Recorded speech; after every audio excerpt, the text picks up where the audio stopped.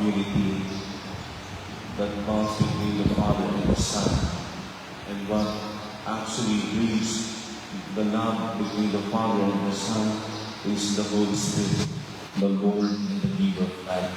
Pag nagmamahal ka, pagbibigay ka ng buhay, at nadahanin ka ng buhay. At ilaging focus sa sabihan si Max Wenger Kobe, only love leads, till it pertains to the very essence of God itself. And to participate in this divine love, it is eager to become love. It is actually the very essence of God. And the essence of God is actually being shared to us when the Word became flesh. For us to be immediately participate in that divine love. Kaya mahirap masabi na tayo united in God's love kung hindi nagkataong tao ang Panginoon Diyos.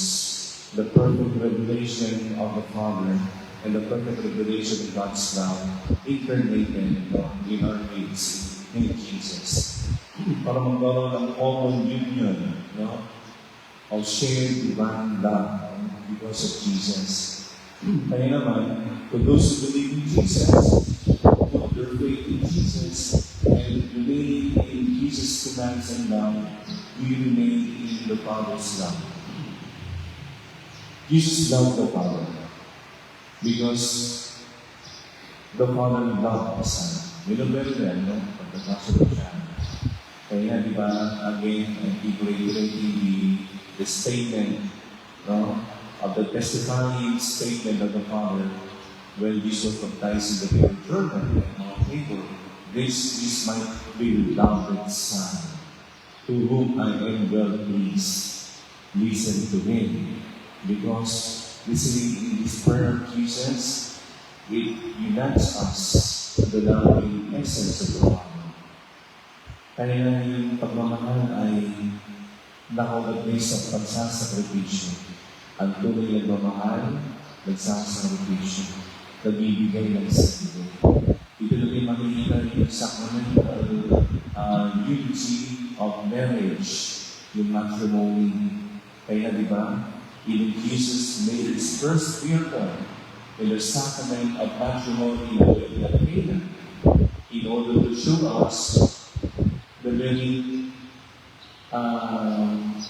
identity of God. Kaya nga yung inaasal sa mga pasilipin, isa sa kanantan, kasi may kulang. Wala nang mismo yung mukha ng Diyos. Pero kaya sa pasimbahan, ay nag-iisip kaya nga, doon ginagawa yung isip, ang nagkasabog natin na alam mo yung pinag-isa ng Diyos, walang sinong pwedeng mag-iwalay.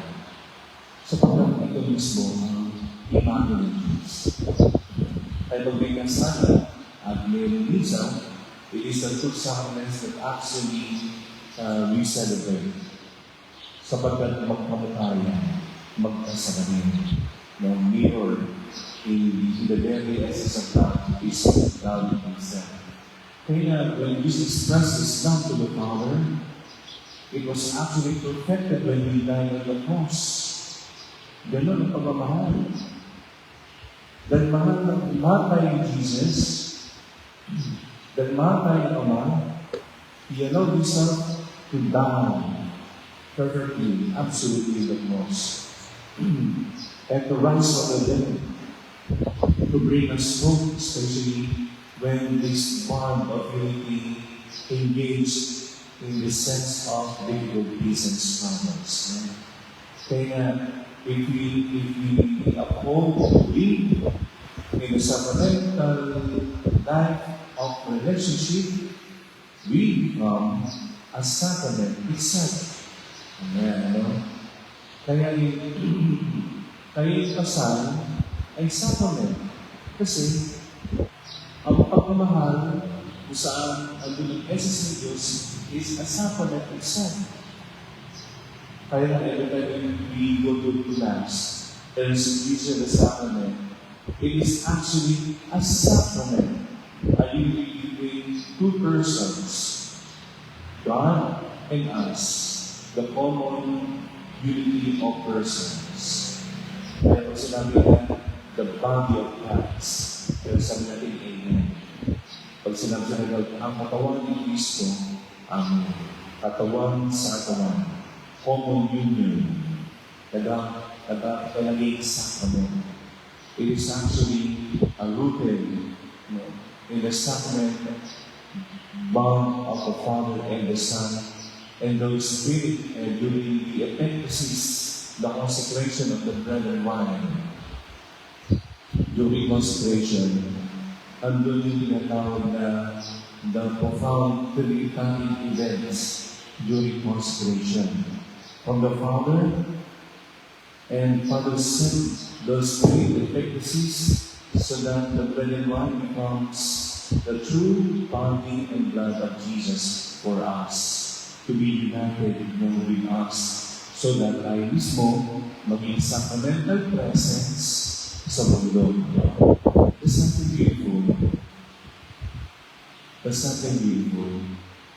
Napakailangan natin Panginoon Jesus tayo mismo naging katotohanan ng sacramental presence sa dulo ng pag-ibig ng Diyos.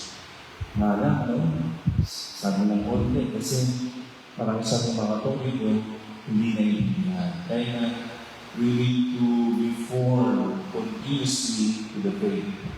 Kung gagawaganda ang ating pananampalataya.